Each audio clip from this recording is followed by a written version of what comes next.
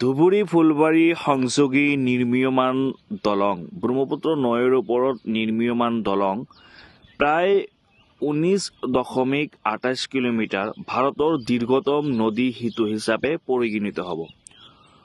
অসমৰ ধুবুৰী জিলা আৰু মেঘালয় ৰাজ্যৰ পশ্চিম গাৰো পাহাৰ জিলা ফুলবাৰীক সংযোগ কৰি ব্ৰহ্মপুত্ৰ নদীৰ ওপৰত নিৰ্মাণ হৈ থকা এই দলংখন সম্পূৰ্ণ হ'লে ভাৰতৰ দীৰ্ঘতম নদী সেতু হিচাপে পৰিগণিত হ'ব।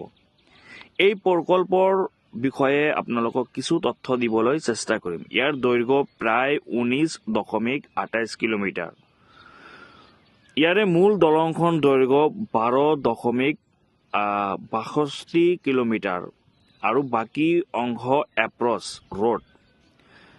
ব্যয় ইয়াৰ খৰচ হ'ব এই বৃহৎ প্ৰকল্পটোৰ আনুমানিক ব্যয় প্ৰায় 4,997 কোটি টকা। নিৰ্মাণকাৰী সংস্থা দলংখন নিৰ্মাণৰ দায়িত্বত আছে L&T কোম্পানী L&T আৰু ইয়াৰ তত্ত্বাৱধান কৰিছে NHIDCL national highway and infrastructure development corporation limited. সম্পূৰ্ণ হোৱাৰ লক্ষ্য 2025 চনৰ ডিচেম্বৰ মাহৰ তথ্য অনুসৰি দলংখন কাম 67.5% সম্পূৰ্ণ হৈছে আৰু 2028 চনৰ ছেপ্টেম্বৰ মাহৰ ভিতৰত ইয়াক মুকলি কৰাৰ লক্ষ্য ধাৰ্য কৰা হৈছে। গুৰুত্ব বৰ্তমান ধুবুৰী ফুলবাৰীত যাবলৈ ফেৰীৰ সহায় ল'ব লাগে, যন্ত্ৰচালিত নাৱেৰে যাব লাগে, নহ'লে গোৱালপাৰা হৈ প্ৰায় 200 কিলোমিটাৰ পথ অতিক্ৰম কৰিব লাগে।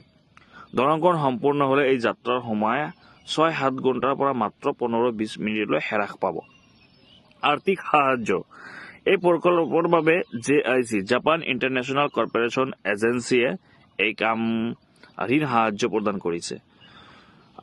এই দলংখনৰ বিষয়ে যদি আপোনালোকক জনাওঁ, ধুবুৰী লোকসভাৰ প্ৰাক্তন সাংসদ মৌলানা বদৰুদ্দিন আজমল এই দলঙৰ প্ৰসংগ উত্থাপন কৰিছিল আৰু লোকসভাত মৌলানা বদৰুদ্দিন আজমল ডাঙৰীয়াই ফুলবাৰী ধুবুৰী সংযোগী দলঙৰ প্ৰসংগ কৰা প্ৰধান সাংসদজন হ'ল মৌলানা বদৰুদ্দিন আজমল। আৰু শেহতীয়াকৈ বৰ্তমান ধুবুৰীৰ সাংসদ ৰকিবুল হুছেইনে 2025 চনৰ ডিচেম্বৰ মাহত লোকসভাত এই নিৰ্মাণ দলঙৰ নামাকৰণ সম্পৰ্কে এক গুৰুত্বপূৰ্ণ প্ৰস্তাৱ উত্থাপন কৰিছে। তেখেতে এই নামাকৰণত প্ৰয়াত শিল্পী প্ৰাণৰ শিল্পী জুবিন গাৰ্গৰ নামাকৰণেৰে এই দলংখন নামাকৰণ কৰিব লাগে বুলি সাংসদ ৰকিবুল হুছেইনে দাবী জনাইছে। তো ভিডিঅ'টো কেনে লাগিলে আপোনালোকে জনাবচোন। ধুবুৰী ফুলবাৰী সংযোগী দলং ধুবুৰী ফুলবাৰী দলং নিৰ্মাণৰ বাবে সাংসদ দীৰ্ঘদিন ধৰি দাবী জনাই আহিছিল।